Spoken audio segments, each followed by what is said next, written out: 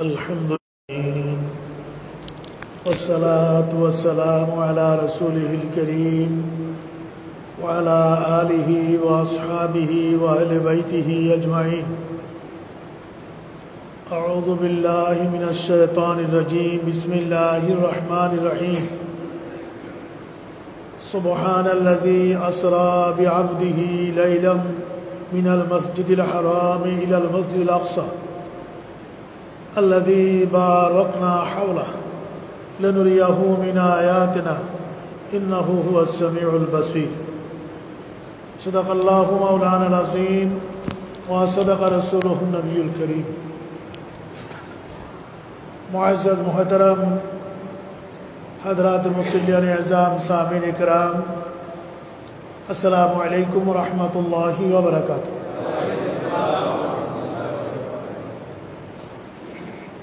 पवित्र रजबुल मुरज्जब शरीफे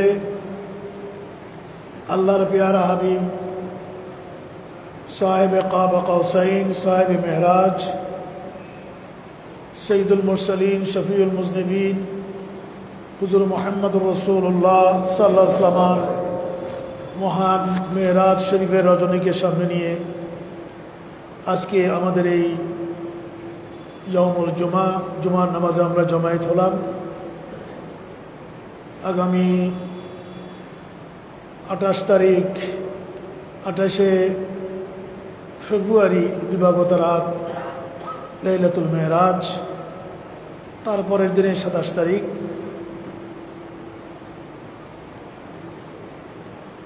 এই আলোকে যে আয়াতে কারিমা আমি গত জুমাতে তেলাওয়াত করেছি, আজকেও সেই প্রাসঙ্গিক আয়াতে কারিমা তেলাওয়াত করলাম। এই আয়াতে কারিমার তরজমা এবং কিছু সম্যক আলোচনা আমি আপনাদের খিদমতে আরজ করব ইনশাআল্লাহ। আল্লাহ পাক রব্বুল আলামিন হাকামুল হাকিমিন কুরআনুল কারীমের 3টি জায়গায় মেরাজের বয়ান দিয়েছেন। একটা হলো এটি, আমি গত জুমা তো আপনাদেরকে বলেছি, স্মরণ করিয়ে দিচ্ছি যে মেরাজের 3টা অধ্যায়। একটা হচ্ছে বাইতুল্লাহ শরীফ থেকে মক্কাতুল মুকাররমা থেকে বাইতুল মুকাদ্দাস, এই সফরের এটা প্রথম অধ্যায়, প্রথম তবকা। দ্বিতীয় হলো বাইতুল মুকাদ্দাস থেকে সিদরাতুল মুনতাহা পর্যন্ত। তৃতীয় হলো সিদরাতুল মুনতাহা থেকে আল্লাহ পাক রব্বুল আলামিন হাকামুল হাকিমিনের দিদার পর্যন্ত। এই মেরাজের সফরের আল্লাহর পেয়ারা হাবিবের 3টা পর্যায়। এই 3টা পর্যায়ের মধ্যে প্রথম পর্যায়ের কথা একেবারে ডাইরেক্টলি কোরআনে হাকিমে বিধৃত হয়েছে, সে আয়াতে কারিমে তেলাওয়াত করলাম। এখানে সূরা বনী ইসরাইল বা সূরাতুল ইসরা এর প্রথমে এই আয়াতে কারিমা, এখানে বাইতুল্লাহ শরীফ থেকে বাইতুল মুকাদ্দাস পর্যন্ত আল্লাহ পাক রব্বুল আলামিন এখানে বয়ান দিয়েছেন। আল্লাহ পাক রব্বুল আলামিন মেরাজের এই প্রথম অংশের বর্ণনা দিতে গিয়ে বলছেন যে সুবহানাল্লাযী আসরা বিআবদি, ওই মহান আল্লাহর পবিত্রতা, ওই মহান আল্লাহর পুত পবিত্রতা বয়ান করছি। বিধৃত হচ্ছে আল্লাযী, যে মহান সত্তা, আসরা বিআবদি, যিনি তার প্রিয় বান্দাকে সফর করিয়েছেন। সবাই বলুন সুবহানাল্লাহ। যিনি তার প্রিয় বান্দাকে ইসরা করিয়েছেন। আল্লাহ পাক সফরটাকে যে শব্দ দিয়ে এখানে বলেছেন সেটা হচ্ছে ইসরা। সুবহানাল্লাযী আসরা। ইসরা বলা হয় রাত্রির সফরকে, রাত্রিবেলার সফরকে ইসরা বলা হয়। আল্লাহ পাক রব্বুল আলামিন তার পেয়ারা হাবিবকে রাত্রিবেলায় সফর করিয়েছেন। সে বর্ণনায় আলোচনায় ইনশাআল্লাহ এই দিন বা যেদিন আমাদের মাহফিল হবে আসব। বিআবদিহি, তার প্রিয় বান্দাকে, তার প্রিয় আবদকে। আবার বলছেন লাইলান, রাত্রিবেলায়, মিনাল মসজিদিল হারাম, মসজিদে হারাম থেকে, ইলাল মসজিদিল আকসা, মসজিদে আকসা পর্যন্ত, আল্লাযী বারাকনা হাওলা, যে মসজিদের পাদপার্শ্বে চারিপার্শ্বে অনেক বরকত, লিনুরিয়াহু মিন আয়াতিনা, এই সফর সাইরের মধ্য দিয়ে আমি আমার প্রিয় নবীকে আমার কুদরতের নিদর্শন দেখাতে চাই। ইন্নাহু হুয়াস সামিউল বাসীর, আল্লাহ পাক রব্বুল আলামিন হচ্ছেন সামি, শূন্যওয়ালা সব কিছু, এবং দ্রষ্টা, দেখনেওয়ালা। সবাই বলি সুবহানাল্লাহ। মেরাজ শরীফের প্রথম অংশের বয়ান দিয়েছেন কে? একসাথে বলে কে দিয়েছে? স্বয়ং আল্লাহ দিয়েছে। এবার এই আয়াতে কারিমার তাফসীরের মধ্যে এই আয়াতে কারিমার ব্যাখ্যা আলোচনা করতে গিয়ে মুফাসসিরিন ইকরামরা নানাজন নানাভাবে কথাবার্তা বলেছেন। প্রতিটি কথা থেকেই আল্লাহ নবীর মুআজিজা প্রকাশিত এবং বিকশিত হচ্ছে। মেরাজের বয়ান, আল্লাহর পেয়ারা নবীর জীবনে যত ঘটনা, তন্মধ্যে মেরাজের বয়ান সবচেয়ে কঠিন। আমাদের পক্ষ মেরাজের বয়ান দেওয়া কঠিন, কারণ মেরাজ শরীফটা এটা সম্পূর্ণ অনৌখি একটা বিষয়।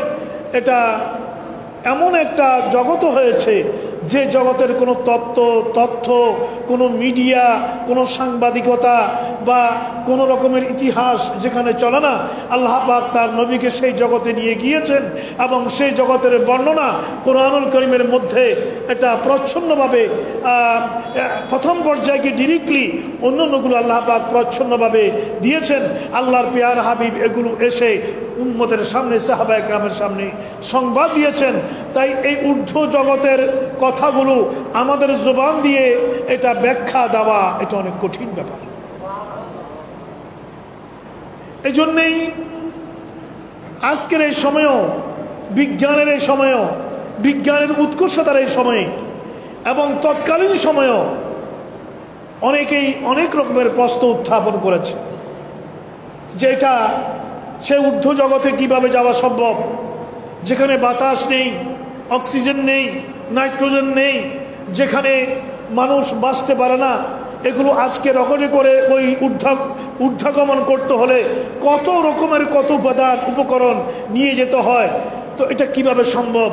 মানুষ তার সীমিত শক্তির কারণে, সীমিত জ্ঞানের কারণে নানা রকমের প্রশ্ন উত্থাপন করছে, তখনও করেছে, এখনো করছে। যখন আল্লাহর পেয়ারা হাবিব এসে বললেন সাহাবায়ে কেরামের সামনে, আমি কালকে রাত্রে আমি বাইতুল মুকাদ্দাস গিয়েছি, সেখান থেকে আসমানে জগৎ সফর করেছি, সেখানে আল্লাহ পাক রব্বুল আলামিনের সাথে আমার দিদার হয়েছে। আমি জান্নাতে গিয়েছি, জান্নাতীদের অবস্থা অবলোকন করেছি, আমি জাহান্নামীদের কঠিন আযাব দেখেছি। এই এবং আল্লাহর কুদরতের বিভিন্ন নিদর্শন আমি অবলোকন করেছি। আল্লাহর পেয়ারা হাবিব যখন এসে এই কথা বললেন, তখন কাফির, মুশরিক, আবু জাহাল এরা একটা সুযোগ পেয়ে গেল। নবীর বিরুদ্ধে এরা আছেই, আরো বিরোধিতা করার একটা মোক্ষম সুযোগ তারা পেয়ে গেল। তারা কেউ কেউ দৌড়ে আবু বকর সিদ্দিকের ঘরে গেল। ওরা মনে করলো যে হযরত আবু বকর সিদ্দিকের ভিতরে মুহাম্মদ সম্পর্কে বিভ্রান্তি ঢুকিয়ে দেওয়া এটাই মুখ্যম সাবজেক্ট। এতদিন আমরা পারি নাই। মুহাম্মদ ঈমান ইসলামের ঘোষণা দেওয়ার পরে সেই সবচেয়ে প্রথম ঈমান এনেছে, ঈমানের ঘোষণা দিয়েছে। হযরত আবু বকর সিদ্দিক একজন জ্ঞানী ব্যক্তি, বড় একজন ব্যবসায়ী, টাকা পয়সা বানালো, এবং কুরাইশ বংশের উনি একজন বড় মুরব্বী, বড় নেতা। উনাকে সহজে কেউ কোনো রকমের কিছু বলতে ভয় করত। ওরা মনে করলো যে এবার ওনাকে আমরা এই পথ থেকে নিয়ে আসতে পারবো আমাদের বাপ দাদার ধর্মে। নাউজুবিল্লাহ মিন যালিক। ওরা এই চিন্তা নিয়ে দৌড়ে গেল আবু বকর সিদ্দিকের ঘরে। ও আবু বকর, বেরিয়ে আসো, বেরিয়ে আসো। বেরিয়ে আসলো, কি ব্যাপার, তোমরা তো ক্লান্ত, শান্ত, হতভম্ব, এরকম টেনশন কেন তোমাদের? তারা বলল, শুনছো কি হয়েছে? কি হয়েছে বলো? এখন আবু বকর সিদ্দিক এবং রসুলের সাথে দেখা হয় নাই, এখনো দেখা হয় নাই। এখনো আবু বকর সিদ্দিককে রসুল বলেন নাই, ও আবু বকর আমি মেরাজে খোদার সান্নিধ্যে গিয়েছি। তার আগে কাফেররা ওনাকে বিভ্রান্ত করার জন্য ওনার ঘরে গিয়ে তারা বলতে লাগলো, দেখো তুমি যাকে নবী বলো মুহাম্মদ, সে এরকম রচনা, এরকম গল্প সাজিয়েছে, আমাদের কাছে মিথ্যা গল্প সাজিয়েছে, এইটা কি কোনোদিন বিশ্বাস করা যায়? সামান্য সময়ে এই বাইতুল্লাহ শরীফ থেকে সেই বাইতুল মুকাদ্দাস যেতে আমাদের কত দিন লেগে যায়। উনি সামান্য সময়ে এটা করে ঊর্ধ্বগমন হয়ে আকাশের জগৎ সফর করে আল্লাহর সান্নিধ্যে গিয়ে আবার ফিরে এসেছেন। তুমিই বলো এটা কি করে আমরা বিশ্বাস করতে পারি?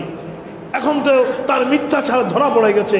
এভাবে হযরত আবু বকর সিদ্দিককে তারা বিভ্রান্ত করার জন্য অপচেষ্টা করতে লাগলো। হযরত আবু বকর সিদ্দিক অত্যন্ত শান্ত সৌম্য, উনি বললেন যে এটা কে বলেছে তোমাদেরকে? রসুল যে এটা করেছেন এটা তোমাদেরকে বললো কে? ওরা বলল কেন, আমরা শুনেছি, এই মাত্র শুনে আসলাম।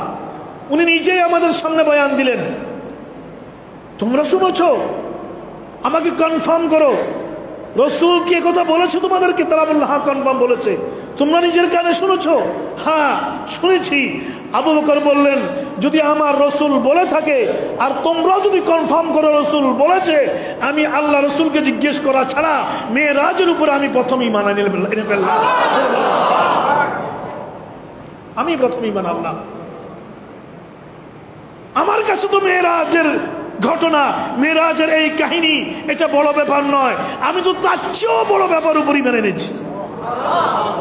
রসুল যখন হারা গুহা থেকে নেমে এসে যখন ঘোষণা দিলেন কুলু লা ইলাহা ইল্লাল্লাহ মুহাম্মাদুর রাসূলুল্লাহ, আল্লাহর পরিচয় দিলেন, ওয়াহদানিয়তের পরিচয় দিলেন, একত্ববাদের পরিচয় দিলেন, সেই সময়ে যখন মানুষরা লাত উজ্জা মানাতের পূজা করছে, মানুষরা সৃষ্টির পূজা করছে, রসুল যখন স্রষ্টার পরিচয় দিলেন, আমি তো স্রষ্টাকে দেখি নাই, আমি তো আল্লাহকে দেখি নাই, সেই বিধ্বস্ত সমাজ ব্যবস্থায় দাঁড়িয়ে রসুলের বক্তব্য শুনে আমি তো আল্লাহর উপরই ঈমান এনেছি, অতএব রসুল আল্লাহর সান্নিধ্যে গিয়েছে, এটা বিশ্বাস করা তো আমার জন্য কঠিন কিছু নয়, আমি প্রথম এটাকে বিশ্বাস করলাম। মহতরম হাজরিন, এরপরও সিদ্দিক আকবর রসুলের কাছে আসলেন, এসে সমস্ত কিছু শুনলেন, শুনে বললেন ইয়া রাসূলুল্লাহ, আমি আপনার কাছ থেকে শোনার আগেই আমি তো মেরাজকে স্বীকার করে নিয়েছি, মেরাজের উপরে বিশ্বাস স্থাপন করেছি। আল্লাহ রসুল বললেন, ও আবু বকর, এখন থেকে তুমি হবা সিদ্দিক। জোরে বলেন সুবহানাল্লাহ। তোমার পরিচয়, তোমাকে পৃথিবী দুনিয়া আখিরাতে সবাই সিদ্দিক নামে তোমাকে চিনবে, এটা তোমার উপাধি হয়ে গেল। সিদ্দিক অর্থ সত্যবাদী, কারণ সত্যকে তুমি সহজভাবে গ্রহণ করতে পারো। সত্যকে সবাই সহজভাবে গ্রহণ করতে বার্গেনিং করে, একটা সত্য নিয়ে মানুষ বার্গেনিং করে, সব সময় করেছে, করছে, কিয়ামত পর্যন্ত করবে। মানুষ সত্য নিয়ে যত বার্গেনিং করে, মিথ্যা নিয়ে তত বার্গেনিং করে না। একটা মিথ্যা নিউজ আসলে দেখা যায় অনেকেই এটার মধ্যে আপতিত হয়ে যায়, আর একটা সত্য নিউজ আসলে তখন সেখানে শয়তান আপনার ভিতরে ওয়াসওয়াসা ঢুকিয়ে দেয়, ওয়াসওয়াসা ঢুকিয়ে দেয়, নানা রকমের ওয়াসওয়াসা ঢুকিয়ে দেয়। আমরা সত্যকে নিজের মতো করে আমরা চিন্তা করি, সত্যকে সত্যের মতো করে আমরা চিন্তা করি না। কিন্তু সেই সত্যকে সহজভাবে মেনে নিয়েছিলেন প্রথমেই মানে এই আবু বকর সিদ্দিক, এবং মেরাজকে আল্লাহ রসুল বললেন, তুমি এখন থেকে তোমার উপাধি হয়ে গেল সিদ্দিক। জোরে বলুন সুবহানাল্লাহ। হাজরিন,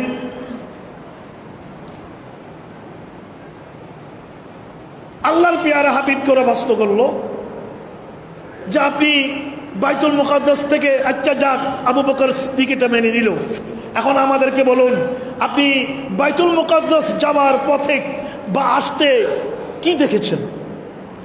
আমরা যদি কেউ বলি যে আমি অমুক জায়গায় গিয়েছি, আপনার বিশ্বাস না হলে যদি সে বলে আমি ওটা দেখেছি, আমি লন্ডনে এই টাওয়ারটা দেখেছি, ওই রাস্তা দেখেছি, ওই নদী দেখেছি, তখন আপনি মনে করবেন যে না ঠিক আছে।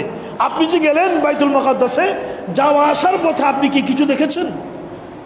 আল্লাহ রসুল বললেন, হ্যাঁ আমি 3টা কাফেলা দেখেছি, আমি ওই এক কাফেলা থেকে আমি পানিও খেয়েছি।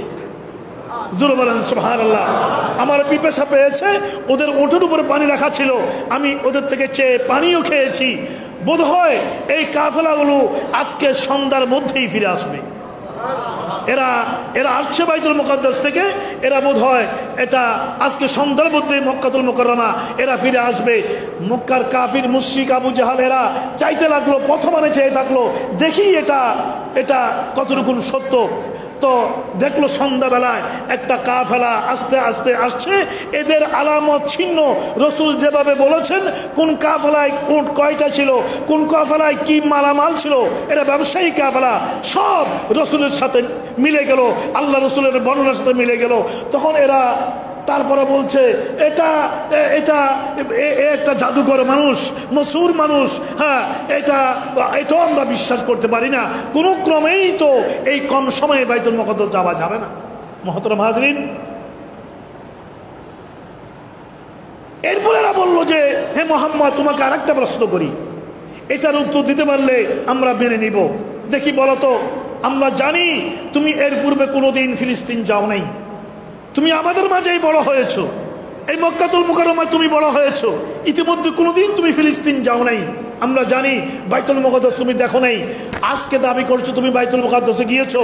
তো বলো সেই বাইতুল মুকাদ্দাস কিরকম, এটার কারিগরি নকশা কিরকম, এটার দরওয়াজা জানালা কয়টা, এটা দেখতে ভিতরে কিরকম বাইরে কিরকম, দেখি একটা বর্ণনা দাও তো দেখি। এরা মনে করলো এবার আর পারবে না। আল্লাহ রসুল একটুখানি চুপ হলেন। আল্লাহ পাক রব্বুল আলামিন আহকামুল হাকিমিন জিবরিল আমিনকে বললেন, জিবরিল আমিন, আমার রসুল যদি এই সময়ে কেউ কোনো জায়গায় গেলে, আমি আজকে এত বছর এই মসজিদে আছি, এটা কয়টা জানালা আমি বলতে পারবো? আজকে এত বছর আছি, আমি তো বলতে পারবো না কয়টা জানালা, কয়টা দরওয়াজা, কেমন কি। ওরা মনে করলো এটা তো সম্ভব না, এটা রসুলকে ওরা দুর্বল করার জন্য এই মেরাজ সম্পর্কে এই প্রশ্ন করে বসলো। আল্লাহ পাক রব্বুল আলামিন বললেন, ও জিবরিল আমিন, তাড়াতাড়ি যাও, সেই বাইতুল মুকাদ্দাস তুলে এনে আমার নবীর সামনে দাঁড় করিয়ে দাও। জোরে বলেন না আল্লাহু আকবার। আল্লাহ পাক পারে কিনা? আওয়াজ দেন, পারে কিনা আল্লাহ? এই জন্য আল্লাহ পাক মেরাজের বয়ান দিতে গিয়ে বলেছেন, সুবহান, আমি পারি, না পারার যে দুর্বলতা আমি এটা থেকে পবিত্র। সুবহানাল্লাহ বলবেন না? আল্লাহ পাক জানেন মেরাজ নিয়ে অনেক কথা বলবে মানুষ, অনেক কিছু বলবে। এই জন্য এই মেরাজের বয়ান দিতে গিয়ে আল্লাহ পাক প্রথমেই বলেছেন, সুবহান, আমি ওই সত্তা, যেই সত্তা সমস্ত দুর্বলতা থেকে পবিত্র, আমি এভরিথিং পারি।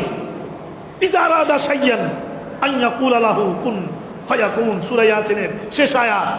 আমি যখনই কোনো জিনিসের ইচ্ছা করি সেটা বাস্তবায়ন করতে, বাস্তবায়নের দিকে আমার যেতে হয় না।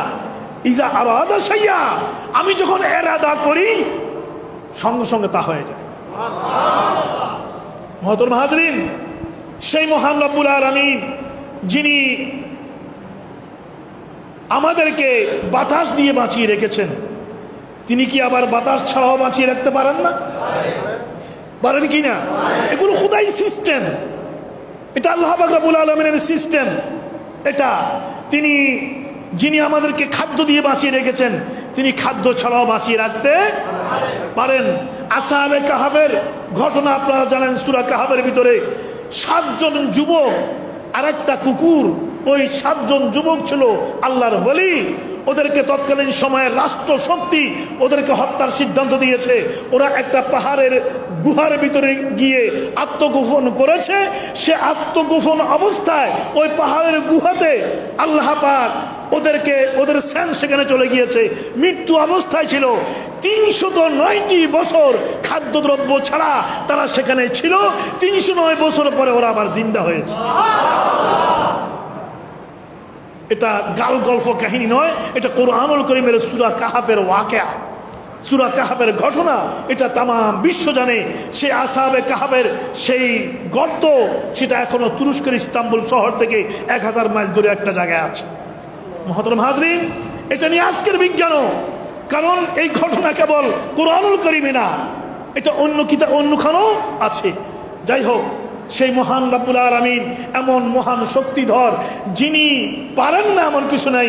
ইন্নাল্লাহা আলা কুল্লি শাইইন কাদির, তিনি মাত্রকে কুদরতের অধিকারী। যা ইচ্ছা তিনি জীবিতকে মৃত, জিন্দাকে মৃত করতে পারেন, মৃতকে জীবিত করতে পারেন। তিনি রাতকে দিন করেন, দিনকে তিনি রাত করেন, তিনি যা ইচ্ছা তা করতে পারেন।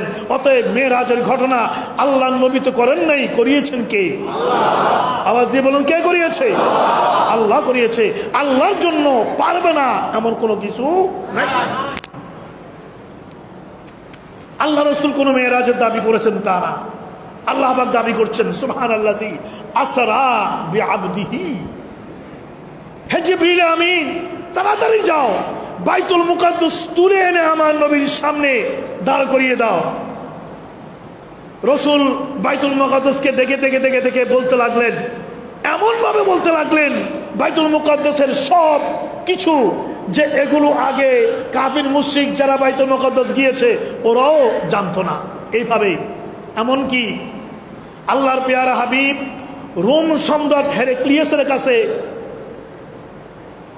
এবং বিভিন্ন জায়গায় চিঠি লিখতেন ঈমানের দাওয়াত নিয়ে।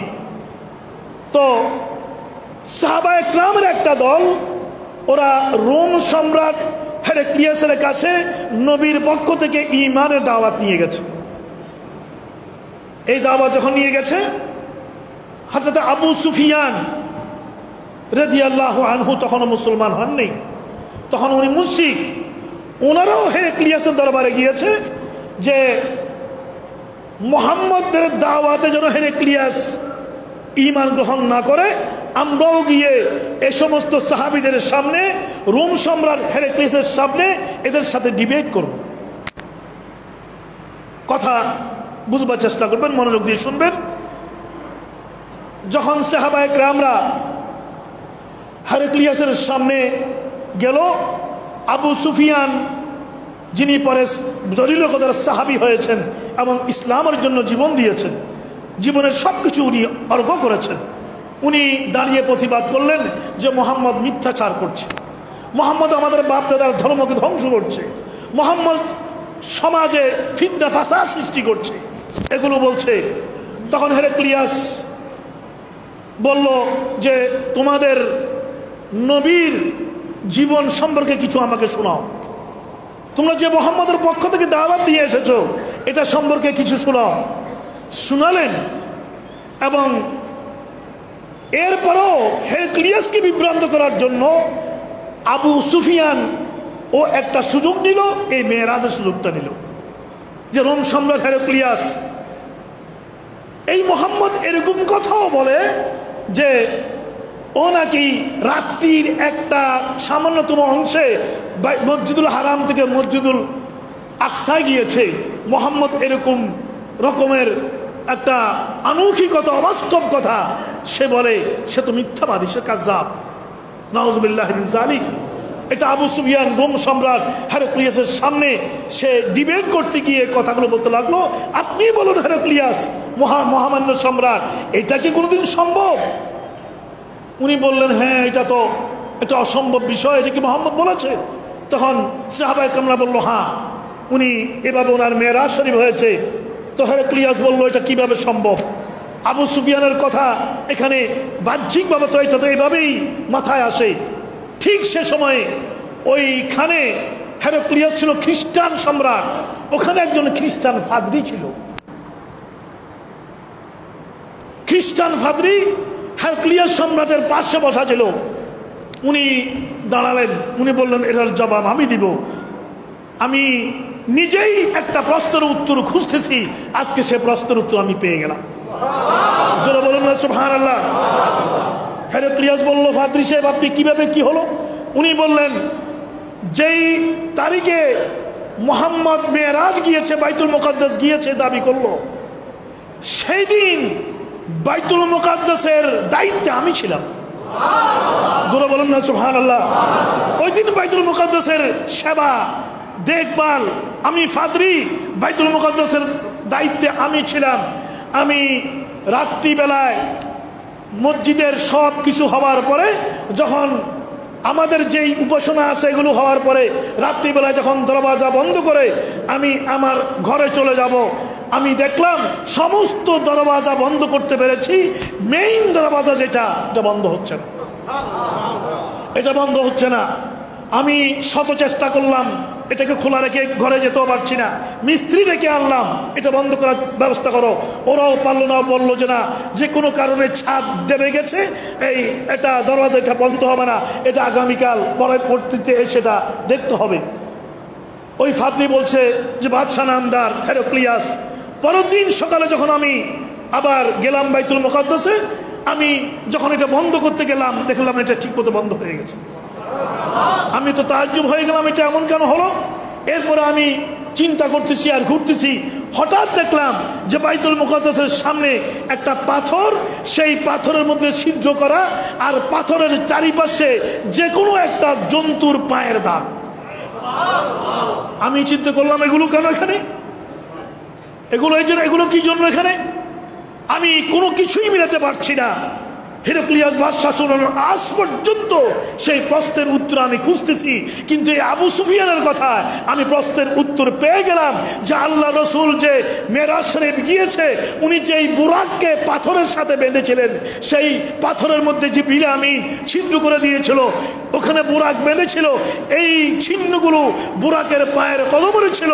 আর বাইতুল মুকাদ্দাসের দরওয়াজা আল্লাহর আরশের মেহমান মুহাম্মদুর রাসূলুল্লাহ সাল্লাল্লাহু আলাইহি ওয়াসাল্লামের জন্যই বাইতুল মুকাদ্দাসের দরওয়াজা খোলা ছিল। আমি এটার সাক্ষী, আমি আমার প্রশ্নের, সারা জীবনের প্রশ্নের উত্তর পেয়ে গেলাম, আর আমি এই মেরাজের সাক্ষী হয়ে গেলাম। মুহতারাম হাজরিন, এই ঐতিহাসিক সফর আল্লাহ নবীর শ্রেষ্ঠতম মুআজিজা, এটার বয়ান দিয়ে এই খুতবার আগে বা সারা জীবন বয়ান দিয়েও সম্ভব নয়। আল্লাহ পাক রব্বুল আলামিনের জন্য সূরা বনী ইসরাঈলের আরেক জায়গায় বয়ান দিচ্ছেন, ওয়ামা জাআলনা রুয়াল্লাতী আরাইনাকা ইল্লা ফিতনাতাল লিন্নাস। ঠিক আছে, ওয়ামা জাআলনা রুয়াল্লাতী আরাইনাকা ইল্লা ফিতনাতাল লিন্নাস। ও আমার বান্দারা, আমি একদিকে আমার নবীকে আমার সান্নিধ্যে এনেছি, লিনুরিয়াহু মিন আয়াতিনা, একদিকে আমার নবীকে আমি আদপান্ত সমস্ত ইলম দেব, আমার নবীকে আমার নিদর্শন দেখাবো, কুদরতের নিদর্শন দেখাবো, এবং অন্যদিকে আমার প্রিয় নবীকে একটা ইসলামী সমাজ রাষ্ট্র ব্যবস্থা কায়েমের সম্পূর্ণ ফর্মুলা কর্মসূচি নবীর হাতে অর্পণ করব। আবার অন্যদিকে আমি আমার রসুলকে এটা করিয়েছি কি জন্য, আমি তোমাদের ঈমানের পরীক্ষা নেব। ওয়ামা জাআলনা রুয়াল্লাতী আরাইনাকা ইল্লা ফিতনাতাল লিন্নাস, মানুষের ফিতনা, মানুষের পরীক্ষা নেওয়ার জন্য। এটা শুনে কে বিশ্বাসী থাকে, কে বিশ্বাস হারিয়ে ফেলে, আমি সেই পরীক্ষা নেব। সেই পরীক্ষায় 1 নম্বর হয়েছেন খলিফাতুর রাসূল সাইয়্যিদুনা আবু বকর সিদ্দিক রাদিয়াল্লাহু আনহু।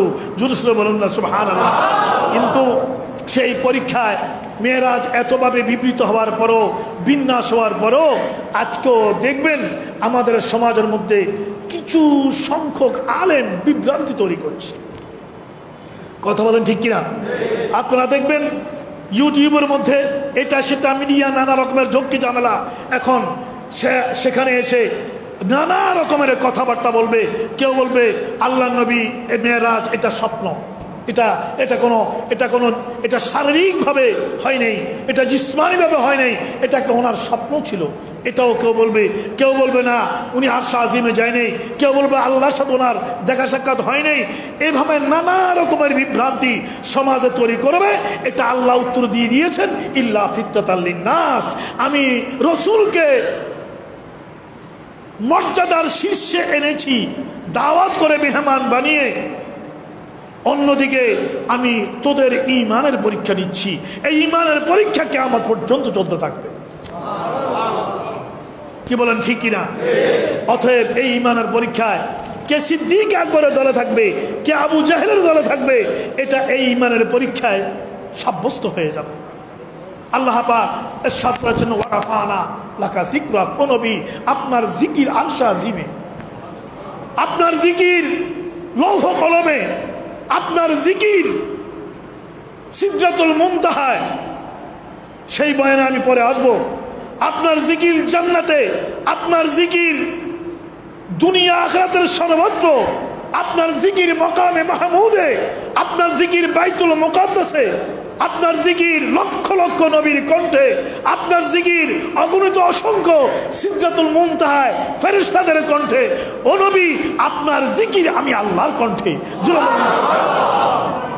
ইন্নাল্লাহা ওয়া মালাইকাতাহু ইউসাল্লুনা আলান নবী, আপনার জিকির আমি আল্লাহর কণ্ঠে।